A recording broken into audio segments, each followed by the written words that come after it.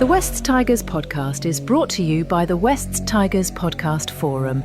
Join the conversation today at weststigerspodcast.com.au. It's the West Tigers podcast, episode number 442. And I'm happy to declare that the off-season is, if it's not over, it's really, really close. We're going to have the first team line up for the West Tigers announced early this week. So that's not too far away. And we've got the trial next Saturday against the Roosters in Newcastle, 3:50 p.m. Declan is here to talk everything West Tigers. Nick's here. And we've got a new person. We've got Josh Burnell. And Josh might be known to some people on the West Tigers Forum as Boon Boon. Tell us a little bit about your experience as a West Tigers fan, Josh. Welcome. Yeah, g'day, Joel. Thanks for the intro. Started following Balmain in the late 80s, sat through 2 grand finals as a kid and, was like, this is the team. But followed the West Tigers from as soon as the merger happened, and then I kind of lived around a few places, but moved into the inner west in 2010 because it was near Leichhardt Oval and didn't know much about Sydney, so that felt like a good place to be. Been following it ever since. So yeah. Excellent. So not a dissimilar story to some of us in terms of being from the Balmain side of things. This is not a conspiracy.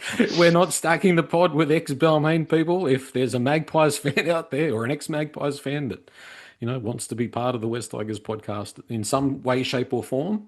Nick? Can I just say, Joel, that Josh is actually wearing a predominantly black West Tigers jersey. True. So I just wanted to point that out for all of those, who might be leaning on the Balmain angle here, but looking very good there, like Josh, in your black jerseys. They are more slimming, which is always good, I find. So I agree. I'm a fan of the black jersey. We need all the help we can get, as fans who sit in the stand. I thought I might just sort of dive into this trial. It's typically and traditionally the first trial of the year is a fairly New South Wales Cup based sort of side. Sometimes I remember a couple of years ago where Stefano captained the team in a game over in New Zealand, but often they're not NRL level players. But Declan, will that be different this year? Enumerator made an excellent point on the West Tigers podcast forum. We've got that bye in round 1, so maybe we need to do it a little bit different to get a few miles in some more experienced players' legs. What do you think?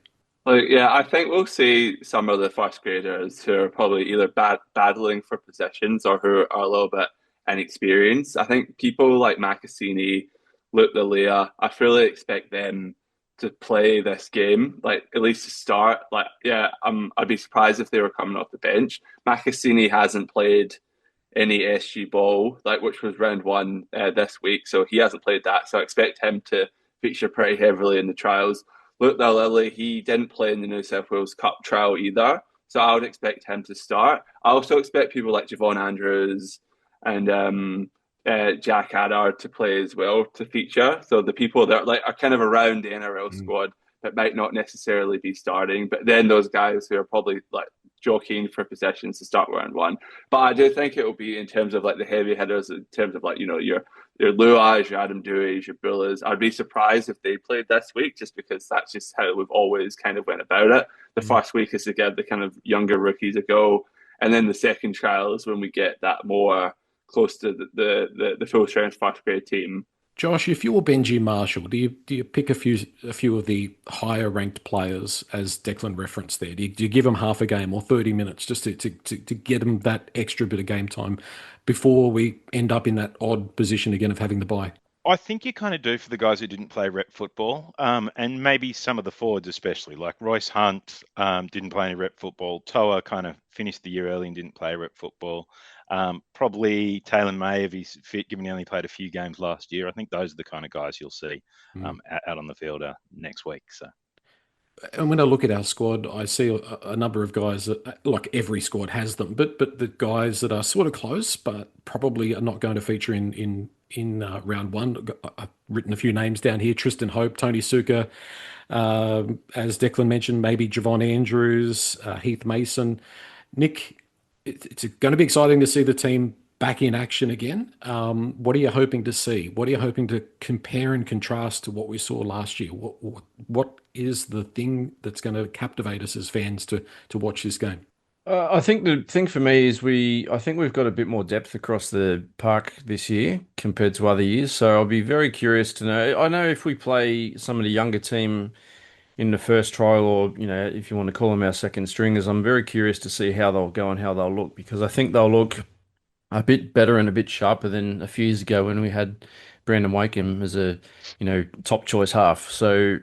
The recruitment's been pretty good, so I'm just very keen to see some of those those boys that have come across recently. People like Maverick Guy. I'm not sure if he'll be playing first week, but guys along that sort of that line. Just keen to see them in Tigers colours. To be honest, mate. To be honest though, I've really enjoyed the off season. So maybe I'm being a party pooper, but I wish the trials were a bit further out, because I've had a wonderful downtime without worrying about West Tigers, and my anxiety levels are already rising. So we're getting very close to season kickoff.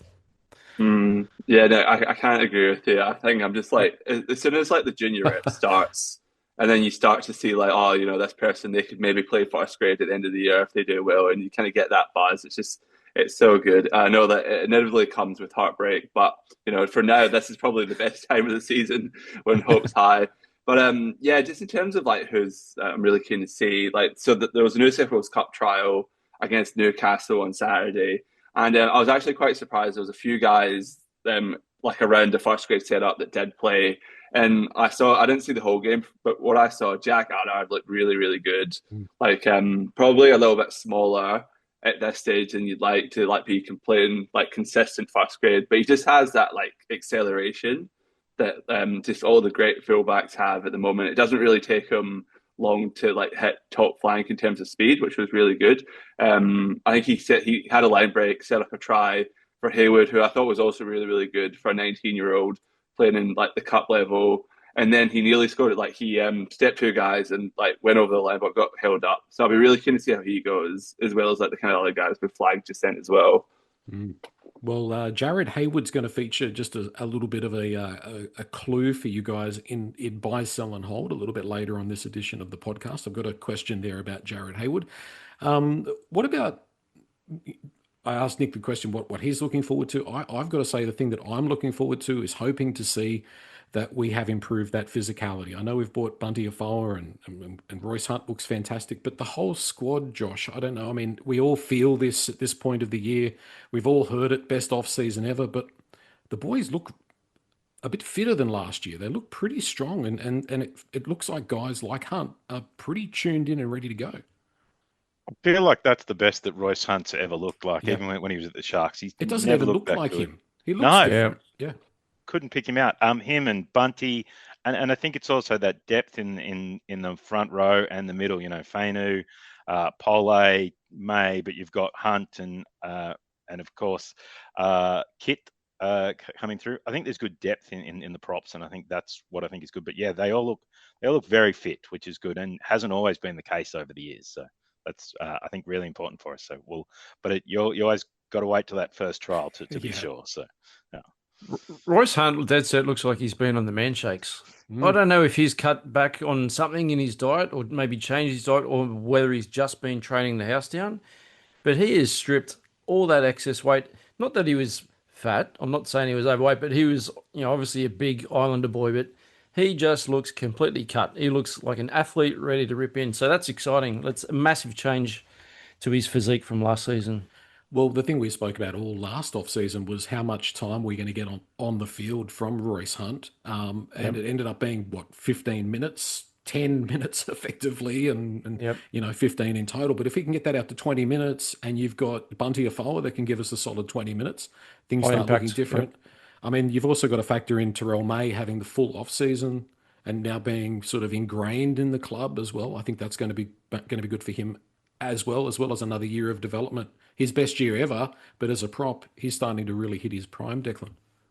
Yeah, I mean, we've heard rumours online that, I think Terrell May, he was on a live stream, and he said the plan is to bring him down to 60 minutes as opposed to like that 70-minute or like 70-minute plus kind of minute benchmark he was at before, which I think is really good for him, because I think that even though he was like putting really good stats out there, he did have the occasional like missed tackle. So hopefully, like, he can just kind of tighten everything up and then still have that same productivity.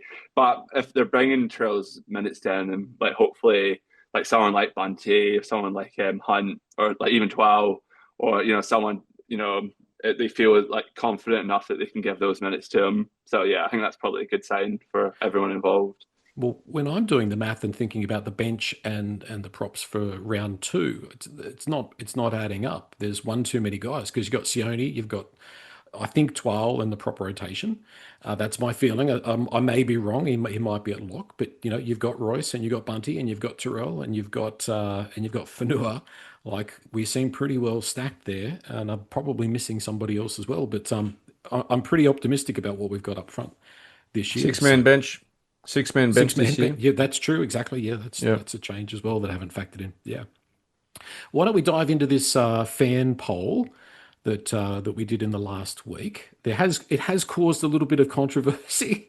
Some of the questions went in, and I didn't realize they went in sort of back to front. And if you read it properly, it's not an issue. But there's, I think, 2 or 3 questions that we might not take too much, put too much credence in the results on. We'll skim over those, but the rest of them all look pretty good. Declan, hand is up. Yeah, I saw you copying it online. It made me laugh a little bit, I can't lie. But yeah, some people, the internet, what can you say? Oh, I'm glad you enjoyed it. I think there might be a bit of a target painted on me, to be honest. Anyway, where will West Tigers finish in 2026? That was question number 1.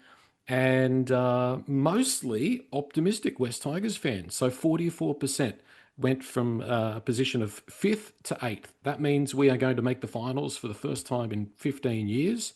And then you factor in on top of that another percentage of 4.6%, which was people saying the top 4. That's like 48%, almost half the fan base saying we're going to make the finals, Nick.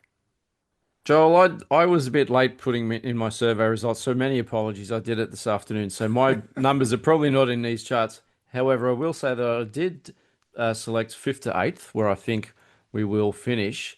However, there's a big asterisk on that because that's best case scenario. I think it's very likely, well, I won't say likely, but it's possible that we may shift down a tier there. But who knows? Hopefully they prove us wrong this year because, as we all know, we're all getting tired of missing out. So it's got to be the year. 15 years is too long.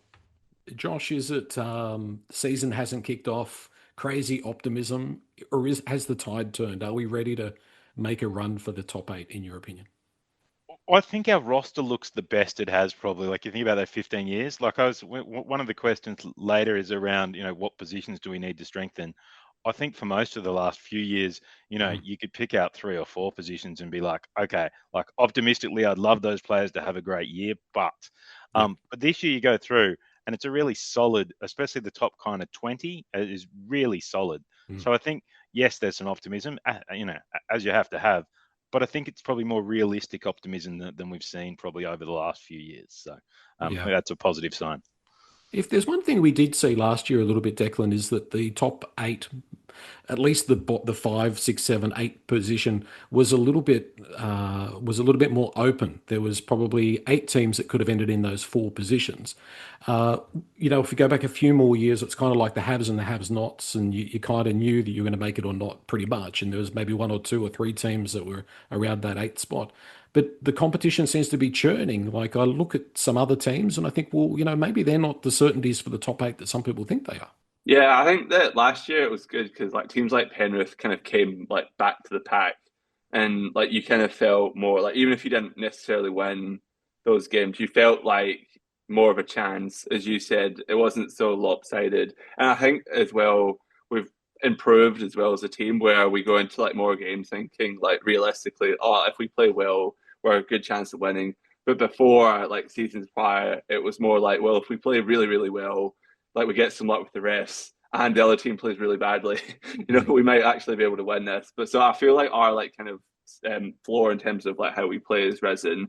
But yeah, I think that like the competition, it does seem a bit more closer, especially in the middle. I think the top and the bottom, it's still like quite like the actual like serious contenders are still a little bit away from like the middle, but I think that medium like team, like there's probably like 8 teams that like they could easily make the top 8, or they could miss the 8 completely. And I think that we're just in that sweet spot at the moment.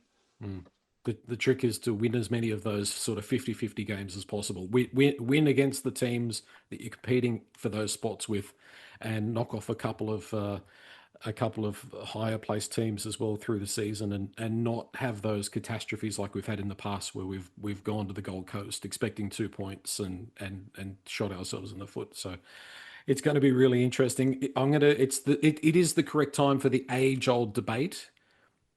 Can we have a successful season, Nick, without making the top 8? Is 9th a success?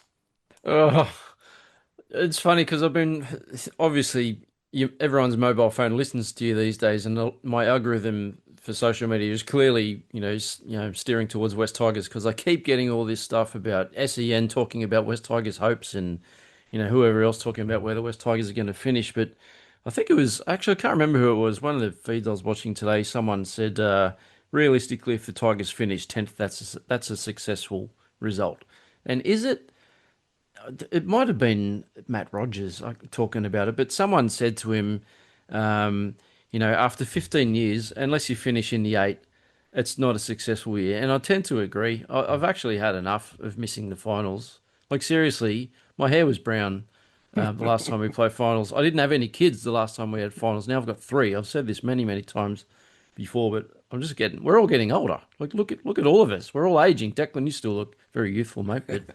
And Josh, I mean, we've only just met, mate, but I don't want to take direct aim at you, but you look youthful too, mate. But yeah, it's been too long. But I think we have to make the 8 for it to be a successful year, and for Benji as well. There's hell of a lot of pressure on Benji this year. We have to come in the top 8, and it's going to be a very steep mountain to climb. But we certainly have the roster. We just need some luck. And like you said, Joel, we need some of those 50-50 games to go our way, and we can't afford to have those blowouts. We can't afford to lead the Cowboys by 12 points with 15 minutes to go and lose those games. Like, we have to bottle those. And if we can't, we're not going to finish in the top 8. It's as simple as that. It's that age-old question, Josh, is that like finishing 9th is a mediocre season, but is that a success for West Tigers, or has that changed? Like, has something in the DNA of the club changed where that's just not what we're aiming for anymore? That's not okay. I think it has to change. And that for me, like last year, I go, look, getting off the bottom of the ladder, getting a bit better, winning more games. Like, I felt like last year was a success because that was heading in the right direction. And yet we came 13th last year, but we lost to 3 of the other 3 teams in the bottom 4 or close to. You've just got to kind of get those, and you're right at the 8. We need to make the 8 this year. Like, that is success. Without that, we've failed. Like, I think it's clear cut this year. 100%. Yeah. Well, going back to Nick's point, Nick saying he was less grey. Josh, you've got a little bit of grey going on there. I had hair probably last time we played the finals. Declan wasn't even born, so we. How's high school going this year, Declan? Yeah, I'm a bit nervous about the HSC battle. We'll see how we go. Question number 2. Which 2026 recruit will have the most impact? It was pretty categorical. Basically 70% saying that it was going to be Kai Pearce-Paul on that right edge. Declan, one of the things you're most optimistic about this year is finally having a real, not to be disrespectful to the guys that lined up there last year, but a real quality right edge second rower there.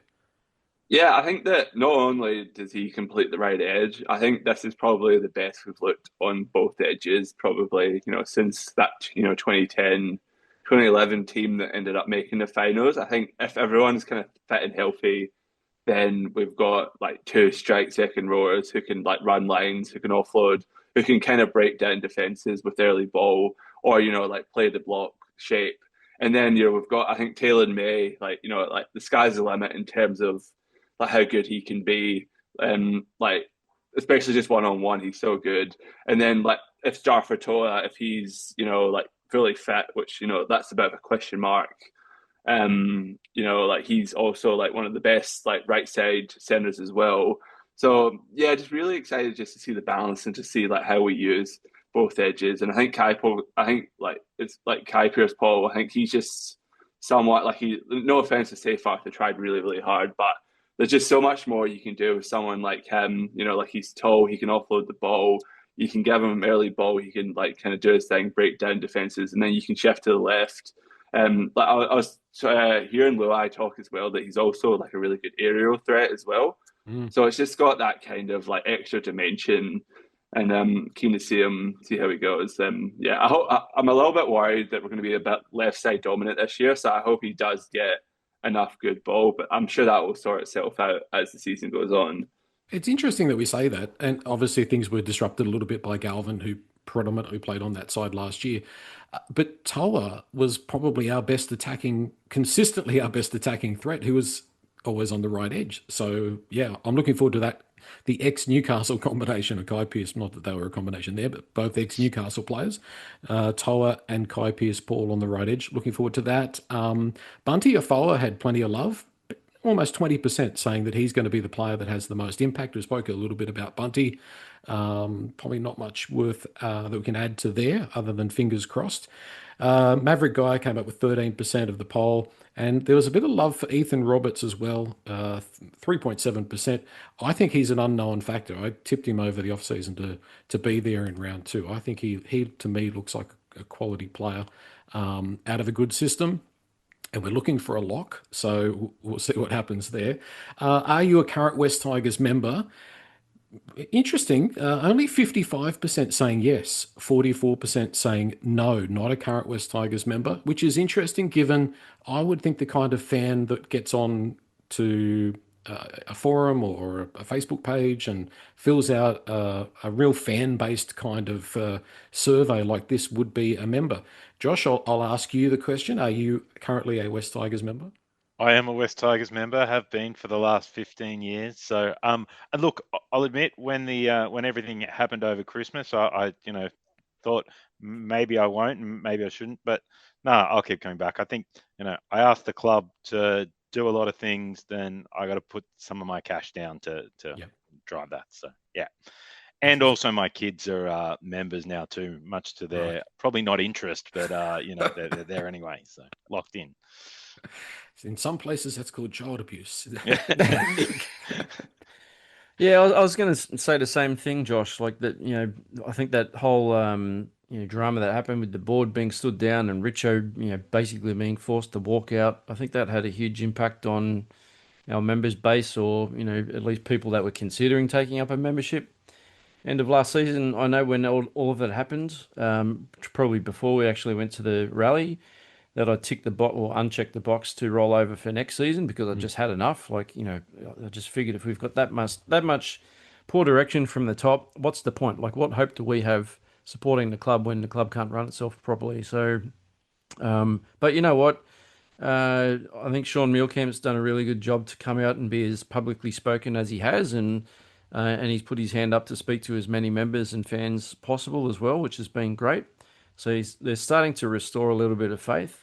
Be interesting to see what happens with Darcy Byrne, and I'm not sure what the state of the Holman Barnes Group board is. And sorry, Joel, I know we're getting a little bit off topic here, but I know that he said we were going to rally again come the Leichhardt trial if we didn't get a bit of a sway in the directors, in the percentage of who's got the majority. So who knows? We just need to turn things around on the field, and then everyone's going to come flocking back, and then I'll be ticking that box to sign up again for next season. So let's just get off to a flyer and take it from there.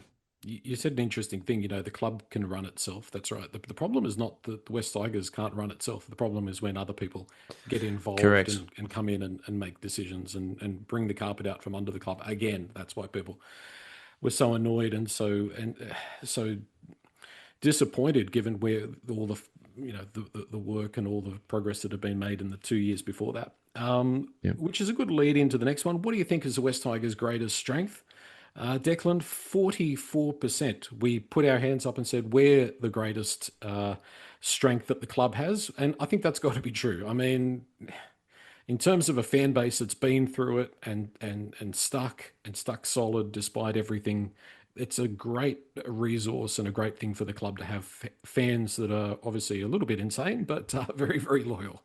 Yeah, very resilient. I think Mm. that's fair to say after all these years. That's such a tough one, like the best thing going forward. I would say, yeah, I would agree with that. I think that, there's lots of and like different like walks of life as well. Like, you kind of got your like more like traditional inner west Balmain fans who've like, generationally supported the Balmain side of the joint venture. But then there's plenty of people in like Campbelltown as well who are and like that Lidcombe area who like love the Tigers. So I think like there's lots of diversity in terms of backgrounds, people who really love the Tigers, which I've come to notice. And like although there's we haven't had much success, there's plenty of people like my age and younger who like do still support the Tigers, even though we haven't had that kind of success in recent years, that are still just as like hungry as ever to see the team do well. So yeah, I think that's a fair comment. I would say that we're very resilient in terms of like what we can put up with. I think sometimes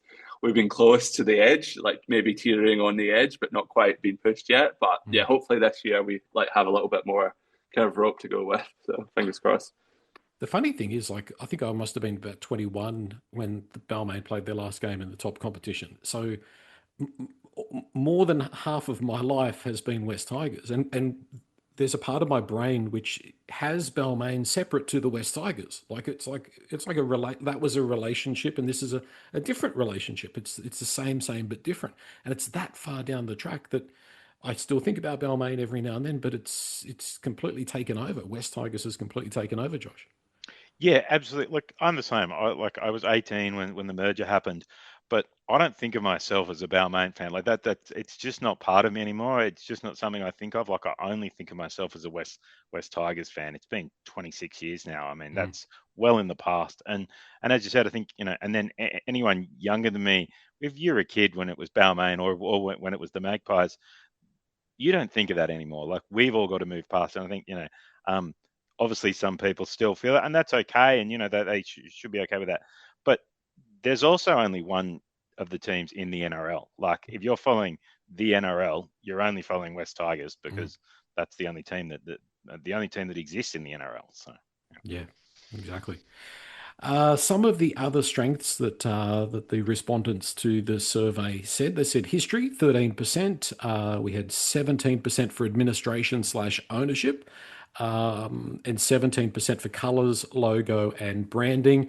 There was also some interesting submissions when it comes to other, where people could put their own strength in. And I'm not going to read them out, but I have read them and had a little bit of a chuckle to myself about some of them. But thank you for putting those in there. How do you feel about the design of the 2026 West Tigers jersey? I thought this would be a little bit higher. The average rating was only just over 3 stars out of 5 stars. So the 2026 jersey, I got to be honest, I'm about there myself, 3.5 stars.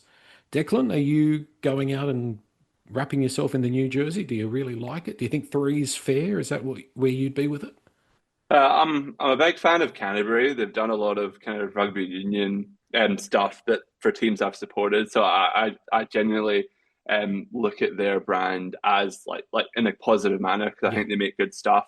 100%. So when they got connected, I was really happy because it's like I think it's a lot better than Steeden it was, and like to be fair, I actually do quite like the jerseys. I haven't bought the actual jersey yet, like one of the main ones. I bought a training top and it's really good.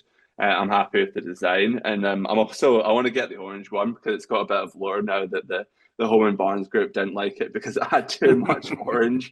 So I really want to get that one now, just so that I've got a little bit of memorabilia, so I can look back on that with fondness. But yeah, look, I reckon maybe a 4 out of 5. I wouldn't say that it's just like the best thing I've ever seen, and they can't really improve on it. I think it's good, but it wasn't like I must buy it immediately, if that makes sense. But I do think the training range as a whole, which is a lot of stuff that I've bought, is good. And they've also that black jersey that they train in is also, I think that's quite good. That's probably a 4.5 out of 5 for me. Like it's better than the home and away jersey that we have at the moment because I'm just a fan for black. I think that's just like things look better in black. But yeah, I'm probably a bit higher on it than a 3.5, than a 3 out of 5. I think it's also probably something where you've kind of got to watch the team in action in it as well to get a feel for it. Like when I saw the Heritage jersey, the 2005 jersey that they'd redone for last year for the 20 years for the grand final, I looked at it and thought it kind of looks a bit silly, but it looked fantastic on the field. So we'll have to wait and see. Luckily, we don't have to wait too much longer now. Regarding the 2026 strip, which jersey do you prefer? Pretty much 50-50. It was 51-49, and it was predominantly the orange home jersey, which was the less popular. So the predominantly white away jersey in the survey was the more popular, but only by a smidgen. Nick, your preference?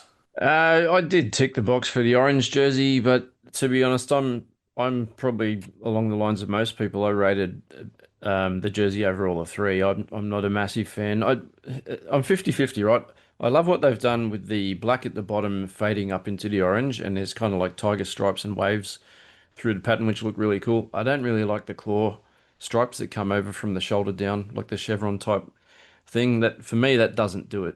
But yeah, mate, it's marginally orange over the white. But again, like you said, once the team starts playing some games, I might switch around a little bit. But like you, Declan, I love the training jersey. That black training jersey with the big tiger on the tummy, I love that. And there's also, if you look at the merchandise store, there's another NFL style shirt with the big number 26. It's a black jersey with orange stripes around the sleeves. I love that. I can't wait to get that. Probably when I get a Leichhardt in a couple of weeks for the trial, I might grab one of those. Nick's going to open his wallet. Okay. Josh, all the moths are going to fly out. Josh, are you investing in a new jersey this year? And if so, which one? I'll be probably getting the orange one. I was going to ask for it for Christmas from my lovely wife, but then all the Holman Barn stuff blew up, and I went, well, I'll hold on that. I was a bit, bit of the old emotional. But look, a great jersey is a jersey we win in. The reason we love a 2005 jersey is because we won the comp in it. The reason I like the one from 2010 is because we made the final. Yeah. If we come in the top 4 or come in the top 5, it'll be the best jersey in 15 years. That it's winning that turns a jersey into a great one. So. Winning. You'll have to tell me what that is again. Remind me. Yeah, I don't really know, but I've just heard of it. That's what. This is a bit of a worry, I've got to say. How long have you been a West Tigers fan? And maybe this is a sign of the type of people that will fill out this type of survey, but how long have you been a West Tigers fan? 85% were here since day one, which means that there's a lot of people that are, a little bit older. Around 20 years was a fairly big proportion as well, 7%. So we're already at 92%. Around 15 years, that added in another, I think it was another 3% or 4%, another 2%, sorry. So you're at about 95% of being here for 15 years or more. Are we not winning over? I'm not doing this, Declan, because you're the youngest person here, but is the club, we've spoken about it or not before on the pod, are we at risk of losing a generation if we don't get some on-field performance? Have we got too many older fans and we're not dragging in the young ones? Well, I don't want to be ageist here, but I feel like young people don't generally fill out surveys online. So maybe like the way you've collected data maybe skews the results a little bit. But I can only should have consulted you then. Yeah. You should have put it on Instagram. Maybe that would have got more people. But I feel like people my age, like I see like a fair amount of Tigers fans still. Like I don't see like a massive drop off. I do wonder like if he went to schools now and like what that the percentage would be ever since like Penrith have just been really dominant in Western Sydney. Nathan Cleary has been the face of the league for a while. I think something like that I could really see like having an impact. And then like Reece Walsh, he's like another face of the league. And like kids these days, they don't really have that kind of territorial bond to the team. Like I'm sure lots of people go for the Broncos even though they're from Sydney. So yeah, I reckon like what you're saying like may not necessarily be true for my age, but like kids in schools and primary schools and high schools, I reckon you might be onto something there. My kids are 10 and 11 and they go to school about 5-minute drive from Concord. And there's a real mixture. There is definitely some Tigers fans, in that, I would say, but but maybe it's 20 or 30% and it's 5 minutes from Concord. So I guess it's about how do you lock in 80% of the kids at schools, at the schools around, whether that be the schools around the west or schools around Concord or the rest of the inner west. I will say they're 10 and 11. They've been at that school for 5 years, and it's 5 minutes down the road, and there's never been a Tiger visit. So perhaps that kind of thing helps the primary school visits. But I think winning helps too. There's way too many Panthers fans in our school because they've won. So that's the unfortunate part. Because I guess, Nick, too, there's the factor in that nowadays most families watch the game on TV. So you really don't need to follow your local team to have access to your local team. You can sit there and be a Broncos fan if they're playing at Suncorp, but it doesn't matter. But winning is the formula, isn't it? Like you're going to get people who get rusted on because the team is a success. 100% spot on. I'm pretty sure the last pod I was on a month or so back, I said that we'd lost a generation of fans, and I can see it in the primary school that my two youngest boys go to. I've seen it since my eldest, who's now in year 9 and was born 3 months after we played our last finals game. Back when he started kindergarten, you go to Mufti Day, and the majority of kids are wearing West Tigers jerseys because we're in the Rydalmere area. So West Tigers catchment, thank God we're on the good side of Parramatta.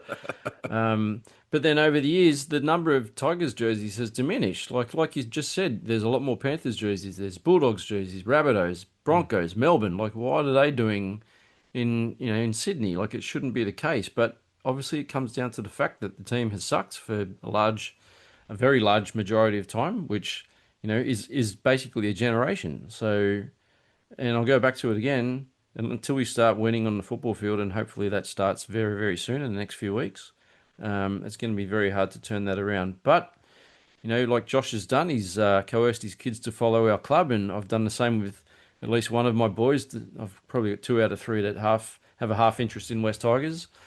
But we have to steer them that way, and hopefully they start seeing some wins soon. And once the team starts winning, all the kids will be talking about it at school, and then who knows, maybe one of those kids that's on the fence might put on a Tigers jersey and come back.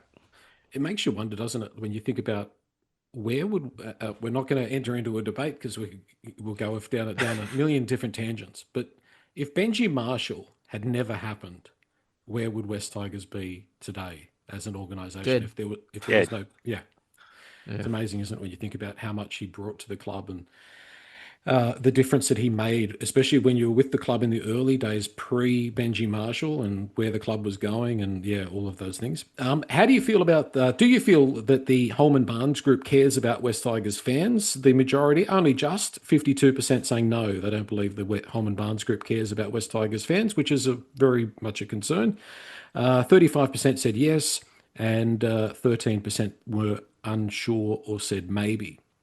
Can West Tigers be successful under the 90% Holman Barnes Group ownership? This was slightly different, 42% saying yes, 33% saying no, and 24% unsure or maybe. These are the questions that were a little bit controversial in terms of how the questions were formatted or how the answers were formatted. We need to leave the foundation clubs in the past. There was a lot of love both ways for both leaving the foundation clubs in the past and remembering our roots and celebrating our roots. West Tigers should play as many games as possible at Campbelltown Stadium. There was lots of support for that one. The Leichhardt Oval redevelopment is a good thing for West Tigers. There was strong support there, 43% saying yes, it was. So they do tend to contradict themselves maybe a little bit, those results. Overall, West Tigers heading in the right direction. There was probably a little bit more pessimism there than optimism. So they were the sort of the controversial questions. This is an interesting one, and I wasn't sure how this was going to go. And again, there's some interesting answers here that we're not going to go into that people put in their little section. But of the mainstream options that I gave, what is the best part of being a West Tigers fan? 48.6% said when the team wins. Josh, is that the best part of being a West Tigers fan? Is that what keeps you going? That was definitely my answer. I think, especially because it's happened so rarely over the last 10 years, I think those wins are more valuable. It is one of the things, like I have a mate who when we were going to uni, he was a big Broncos fan, and you know what? Wins didn't mean as much to a Storm fan or a Broncos fan. Wins mean a lot when you're a Tigers fan because they don't happen as often. Although I'd like to feel like after 15 years of making the finals, they'd still mean a lot if we won every game this year. So, you know, I think that means a lot. But also, that's what sport's about. You know, winning, the fun, the excitement. You know, the creating the memories. So, yeah. It certainly does. It certainly does enhance the experience when we win. So we're told. I'm yet to enjoy a loss. Yeah, or just not losing heavily. Exactly. 20% said watching the young players develop. I would put my hand up and say that's also something that really matters to me. 18% just attending the games, getting out there, being with your friends or your family or however you do it, your routine. You know, most of us really enjoy that. 3% said when the club recruits big name players. But I think if we turn this on its head, and we say, what is the worst part of being a West Tigers fan? I think most people would say losing. We all have that awful feeling in the pit of our stomach when we lose. But I reckon when we lose a player that we want to keep is one of the worst feelings as a West Tigers. And that would be an NRL fan right across the competition. I'm sure the Broncos are feeling that. Broncos fans are feeling that tonight. But you know, watching Tedesco run around, watching these guys that we know could have made an impact for our club not be here anymore. That's something that really hurts me, Declan. Yeah, and I think the part I'm adding is probably like the wider part, just the media when we lose, and it's just an absolute pile on. Like, because I'm someone who consumes like a lot of podcasts, a lot of like YouTube videos. And just sometimes when you lose, you just can't listen to any of it because it's just absolute such a pile on. And like sometimes, like I would say, like 60% of the time, we obviously deserve it because you know we haven't been run as like well enough as an organization, so we bring it on ourselves. But then just like the nature of like the Sydney tabloid media, that extra 40% where like they are just kind of doing it because we're an easy target. I think that's probably the thing I hate most about the NRL season when we're not winning. Yeah, the pile on that tends to happen. And it's hard to get away from it as well because we do tend to spend so much of our, and as Nick said earlier on the pod, like, you know, you've got these algorithms and you keep seeing it. And if it's negative, then it does affect the way that you feel and it does get you down. And some of the off-field stuff, of course, adds to that where we're constantly or nearly constantly in the headlines for the wrong reasons. What separates West Tigers from the consistently high-performing NRL clubs? The overwhelming majority of people, 41%, the biggest sector of all, said the off-field dramas and the admin changes. No organisation can be successful unless it's stable. Is that right, Nick? Is that our greatest problem has been that instability over the last decade? Tell me the last time you heard of some instability at Melbourne Storm or Penrith Panthers. Yeah, they're boringly stable, aren't they? Like it's correct. Yeah. Even the Roosters, you know, they just run like clockwork. You don't hear anything from the top. I couldn't even tell you who the CEO is at any of those clubs because, well, I A, don't take an interest, but B, they're not in the news. And that's a good thing. You don't want those people being in the news in the mainstream media when it's about your football team. You just want to know how your football team's going. Who's playing this weekend? Who are you playing against? You know, how you think you're going to go. I don't want to hear about the board. I don't want to hear about what's happening at administration level. You know, we shouldn't have to think about that. You could probably ask fans from almost every single club and say, who's the CEO at West Tigers? Or who's the CEO that recently walked out? Well, who are the owners Dennis of the West Tigers? Correct. Yeah, the crazy looking rock guy. Not, wasn't he in the Masters Apprentices? Yeah, we've been in the news for the wrong reasons. So, correct. You know, and that's instability. So, I thought Richo had it nice and stable there for a while, and unfortunately the tree shook and he was out. But you know, I don't think that's ever going to change. And I think I voted for the majority of what people are voting for here too. You know, the off-field dramas is a big one. It's been a stickler for quite a while, and yeah, that definitely needs to settle right down before we can be successful on the field consistently. That's the thing. Consistency is what we have not had for a long time. The second biggest answer group in that in that question, what separates West Tigers from the consistently high-performing NRL clubs? It was 10% not keeping the best juniors, Josh. We've got these young players back in action again, Harold Matthews, and by the looks of it, we've got some real quality coming through, the Phoenix Godnays and Jared Haywood and these other guys. When I look at West Tigers in 3 or 4 or 5 years, as much as we need that stability off the field and we need good systems and we need good resources, we need these guys to develop and become regular first graders, as many as we can, and we've got to hold on to them. Yeah, I think it's really interesting. I think, part of it is those off-field dramas and admin changes mean that you lose your best juniors because your coaches change and your admin changes and the people that had negotiated or liked change, and therefore it's easy to move. And, when a club's in chaos a lot, it's easy for a manager, Isaac, to move players because it's a simple conversation to a club, whether it's the Dogs or whether it's Penrith, to go, hey, because the star juniors are star juniors, they're people are after them, and so if you're not doing a good job, it's easy to take them. On the other hand, I think we're starting to see, ignoring a little bit what happened over Christmas, but a lot of our systems are in place to kind of bring those through. So hopefully we see the next generation staying on and improving. So yeah. Declan, you've often you're running your eyes over the youngsters coming through. Is there, as a blanket sort of term, without looking at specifics, I mean, there's looks to be some pretty good reason to be optimistic about some of the crop that's a year, 2, 3 years away. Yeah, I think that Sean Melkamp, he said that junior pathways is something that we're putting obviously a great deal of emphasis on. But we're still a really long way from where we need to be. I tend to agree with that. I think being a Western Sydney team, we're always going to have some good players. Like Makasini's obviously he's a 5-star young player. Gordon Ait's really good. Christian Tapau-Moores as well, prop from the Magpies. I think he's going to play first grade. He's a really good player. But I think if you and it's probably bad timing as well because the Magpies played against Parramatta, who are the favourites to win the whole thing in the SG Ball. But you just looked at their team and just the amount of NRL quality players that they who will potentially go on to play NRL.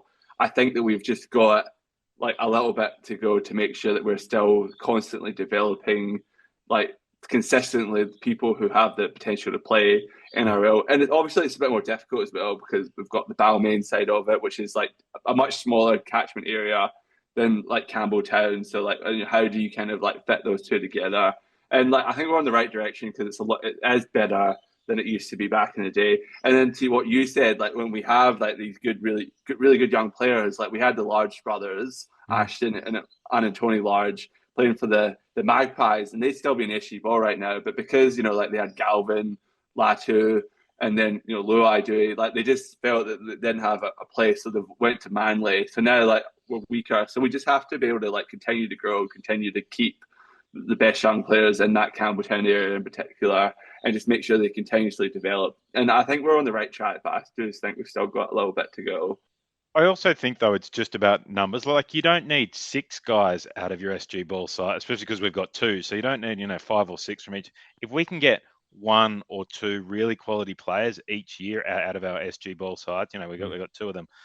That's enough to keep your roster kind of moving forward and turning over. So yes, you want good squads and things coming through, but actually, if you can just get 1 really good player out of Balmain and 1 really good player out of West, or maybe 2 each year, then that helps you. That's probably what you need to develop. You don't need to develop 20 out of every SG Ball side to come through. So. Exactly. I mean, and there's a lot of guys that end up being good New South Wales camp or fringe sort of players. But if we're talking about real quality 150 NRL game players, if you could even develop 1 a year, you'd be on fire, wouldn't you?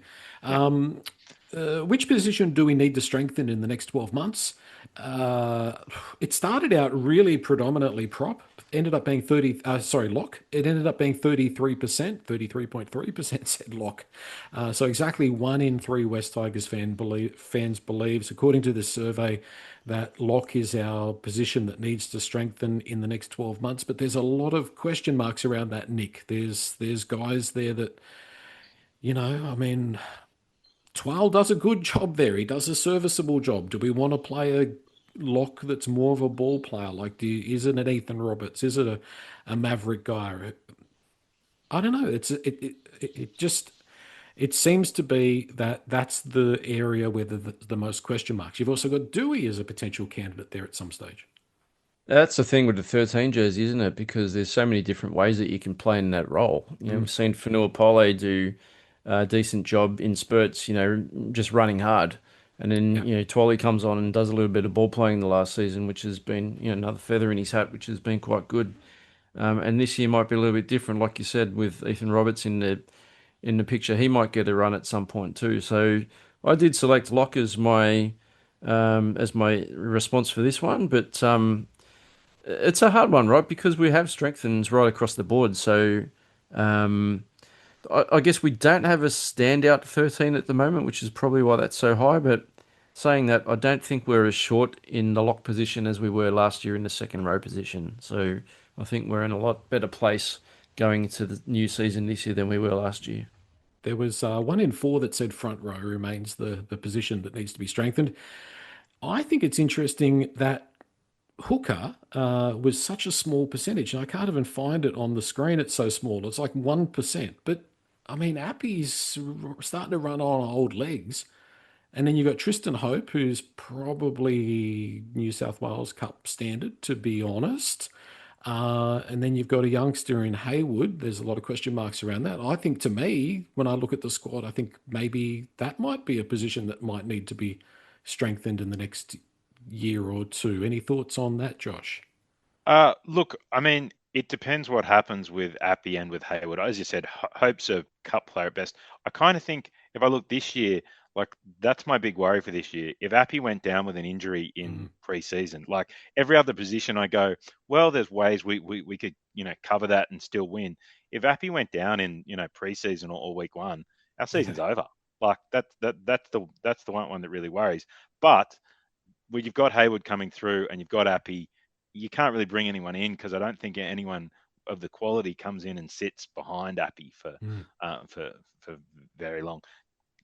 My worry is kind of when I looked at, I think I chose lock like Nick because I just couldn't really think of any other position where I thought the starting 17, but it's that depth at Appy, but also the depth in the outside backs, like our, outside of the top 4 outside backs, no one's over the age of 20. You got Makasini, Lalili, Mason, Will Craig, who will never play first grade. Like there's a big gap between maybe not talent, but yeah. Hope you're not listening, Will.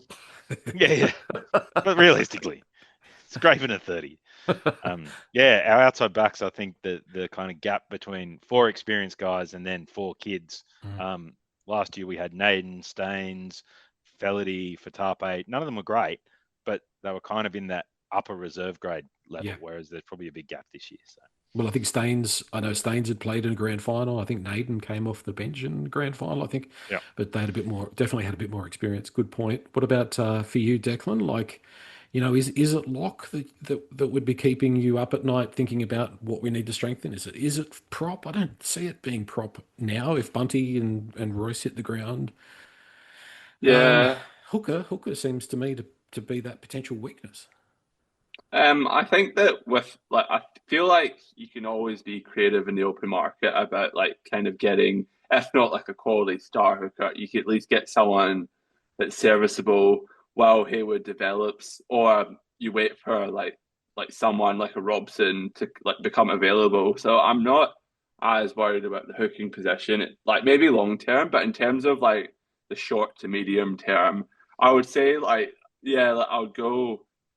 The conservative answer, I think, is lock because there's no one that naturally kind of we can see from within the team or within the club that who can evolve into a really good quality 13. I think Twal, while he is really serviceable, and maybe 10 years ago, he would be that perfect 13. But I think the game has just kind of evolved where you just need more from your 13, where you need them to either be a ball playing 13 or be more of a threat with the ball in hand when you have that, that third or fourth carry when the ruck's a bit quicker. You need someone with a bit more damage. And I'm just not while Trial has like lots of like great attributes, particularly defensively, I think he'd be better served on a prop rotation. So yeah, I think 13 is definitely our weakest position.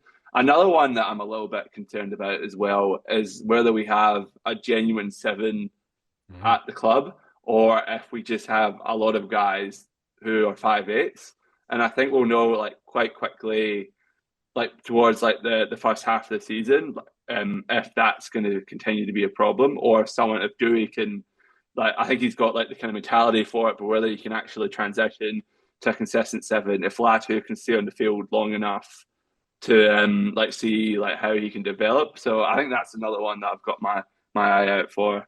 There are apparently some good, couple of good prospects in the lower grades that are still a way off when it comes to halves. But yeah, Declan's not in agreement, not particularly. No, I just think that I think when they lost Antonio Large, I think that's why they brought Javon Andrews from Queensland, like someone from outside the system, because like obviously Large was that like person in the halves that they were planning on kind of like easing in, but then when he was gone, like they looked at like who was currently in the system, and like this is very harsh of me, but I'm just kind of just being honest to what I've seen. And there was the guy that came back who played for Balmain, that he's quite good. His name blanks. Is that Isdale? Esdale, yeah, Yes. Alex Esdale. That he's a good player and he's like brilliant for SG ball level. I'm not sure like if I see NRL potential with him, but besides him, I don't really see anyone else at the moment who I'd be like, yeah, you're like I can see you playing NRL. So I think in terms of like we really need either like Fainu or Dewey to like nail that seven spot, or like go back to Luai, or like recruit externally. That's why when Jonah Pezzett was like on the market, I was a little bit like, oh, that would be that'd be good for us, but it wasn't to be. But that's just a concern. Hopefully, I'm wrong. Yeah, well, it leads us into our last question on the survey. Who will play the most games at halfback in 2026? Overwhelming, nearly 67% was Adam Dewey. Adam Dewey tipped to play the most games at halfback in 2026. Whether or not that's a good thing or not, that's a whole other debate. There was 1 in 4 people said Latu Fainu, and then there was only 6% that said Jock Madden. So is that the way that we're feeling? Nick, are you, I mean, most people would probably bet their life that Dewey, pending, if so long as he's fit and healthy, will be wearing the number 7 in round 2. I did vote that way, and that's how I think it will start. I would like to be shocked, or not shocked. I'd like to be surprised, and I would like to see Latu step up and show his worth this year, and claim that number 7 jersey and run with it. I really would like to see him reach his potential, because I know that he's had a couple of seasons, or especially last year, where he had a lot of injury issues, and he didn't have a great preseason last year, so he was sort of held back a bit. But there's obviously a hell of a lot of potential spoken about Latu, so I'd love to see him step up and become that dominant 7 that we lack. So I'm a bit worried. Was it you, Declan, that said we've just got so many 6s in the squad, which is a worry. And I do worry too if something happens to Jerome, what might happen, because he's kind of like the rudder of that halves or that spine, right? So but saying that, there's some good options. Even Jock, the percentage there for who's going to play the most halves games, he won't be up there, but he's a pretty good fill-in. Like he's a good backup option. So we've got more options this year, which is good. Yeah, I'm big on Jock Madden as well. I think actually we talk about we have lots of 5'8s. Jock Madden's the one who's a genuine halfback. Yeah. Like he's been a genuine halfback ever since he came through the juniors. Like he kicks well, he organises well, puts a team around. As much as I think it'll be Dewey and Jerome, and hopefully it is all season, I actually think if one of them goes down, I think having Jock there to steer the ship around, and I think we'll see him on the bench. Now there's a 6-man bench. I think you'll see him on the bench fairly regularly, but probably also controlling that reserve grade side. But I think he could really come in and steer a team around the park over a season. I wouldn't be surprised if he plays quite a few games at halfback over the year. And I like that Nick said that Latu is going to run with it. What I like about Latu's game is he does straighten us up, and that six-man bench, Latu could be a good contributor off the bench as well. Oh yeah. Late in the halves, all of a sudden you've got a fit and healthy and fresh Latu Fainu coming on, and plenty of impact still in the forwards, and maybe Twal to stiffen up the defence as well later in the halves off the bench. There's a lot of question marks and things we've got to see to play out, but some reasons I think to be optimistic. Interesting, yeah. I don't know if Latu will ever be that starting dominant halfback. I don't really see it in him, but yeah, he's a talented player. Why don't we dive into buy, sell, and hold, and then we'll call it a day. So I'm going to throw this one at Josh to start with, because I gave him a heads up that this was going to be a topic. Patrick Herbert. We haven't spoken about Patrick Herbert on the pod before, but he's on that train and trial deal. He will play NRL with the West Tigers in 2026. Yeah, I'm going to buy that. I think, as I said before, there's a big gap between kind of the experience for backline players and then a bunch of kids. I think that's why Patrick Herbert's been brought in, because he is the only guy over the age of 21 kind of in our back. So I'm definitely buying that. I wouldn't be surprised if you see him play 10 or 12 games in NRL over the years. So I think he's experienced, he's versatile. He's a guy who's played 60 first grade games. That kind of, he's our number one backup with any experience in that back line. So yeah, I think he'll play lots. I'm going to buy that. And you've completely written off Will Craig. So totally, he's gone. Declan, Alex Twal, he is going to start at lock in round number 2. I'm going to buy that. But I would almost put my mortgage on it, actually. So, okay, confident. Nick, it's the Alexathon. Alex Seyfarth, he will play in round 2 for West Tigers. He'll be somewhere in the 19 or 20 or however many players we need to pick nowadays. Yeah, I'll buy it. I think he will. He won't be starting. I think he might get a spot on that extended bench, only because he's been there, done that. But I think, yeah, I'm not going to say he's on the outer, but I definitely think there's a lot more competition for forward spots this year. So I think he may have slipped slightly on the rankings on that list, but yeah, I think we'll see him in the extended bench. At least when he gets suspended for 3 games, we'll have plenty of options to replace him. Well, back in the day, Tim Sheens used to have a Daniel Fitzhenry poster on his wall. I reckon Benji's got an Alex Seyfarth poster on his wall. Poor Fitzhenry. That was the 4-man bench, and he used to never play. He'd just sit on the bench and wouldn't get a start. Well, that is Alex Seyfarth's perfect role. He is the perfect number 19. You name him every week. You don't have to play him. You don't have to watch him. But every week he's in first grade. It just works perfectly. Last one, Jared Hayward will play more than 5 NRL games this year, being, of course, the 19-year-old hooker. Is he going to debut? Is he going to feature off the bench? Is he going to be part of the team this year? Declan, I'll throw it to you first. I'm going to sell that. I do think he'll debut. I'm not sure he'll go over 5 games, because I think Benji will go more conservative. I think you'll see, if Appy is out for long spells, I think he'll go to someone like Hope or Charlie Murray to come in and play hooker before he'd throw like a 19-year-old out. So I think he'll play some first grade, but maybe not 5 games. I think that's probably a bit over. So I'm going to take the under on that and sell.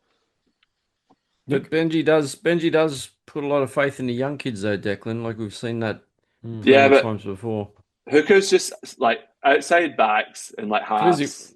It's just physically like the hooking position. Yep. It's just like completely different, where you're competing with these big guys, but then you're also expected to have the energy to also like create and then like facilitate for others and then run. I just think it's really difficult. That's also why I was really shocked that Talon Silva was really keen to leave, because I thought this was the perfect gig for him, where he could transition like slowly into a starting spot, but alas, wasn't to be.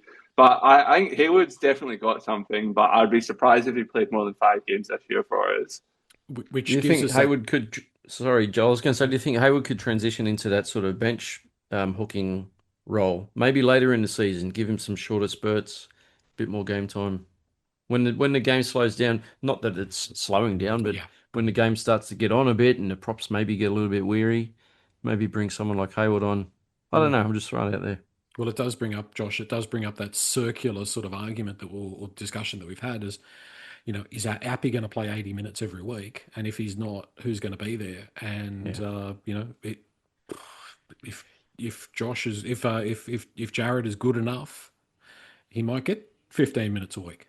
I think he will in the second half of the season. I'd buy it. I think, we saw Talon play 10 or 12 games last year before he left, and we saw Hope and Cam Murray coming off the bench. I think early on you'll see Latu kind of taking some of those minutes off Appy. I don't see him playing at 80 very often. But I think as the season goes on, we'll see Hayward kind of come on, especially with a 19-man bench. You can kind of name him, and if the game's going okay and Appy does need a break, then you can kind of get him on for 10 or 15 minutes. And, Hayward turns 20 this year. Like that's how old Talon was last year. He's playing New South Wales Cup. Like that's his go. I think we'll see him second half of the year playing off the bench, but as you said, kind of 10 or 15 minutes only, probably not starting, even if Appy was injured. So. Yeah. Okay. Well, it's all very exciting, isn't it? Because we've got all of it ahead of us. All the ups and downs and in-betweens. It's all waiting for us. So ups and downs. Just ups, Nick. Yeah. West Tigers podcast will be here right throughout season 2026. As usual, after each game as well, get back into the habit of putting in your one-word submissions because we'll continue to do that on the pod. Josh, it was great to meet you. We'll see you again, no doubt. And Declan and Nick, John. Thank you very much. Thank you. Thanks, boys. Thanks boys.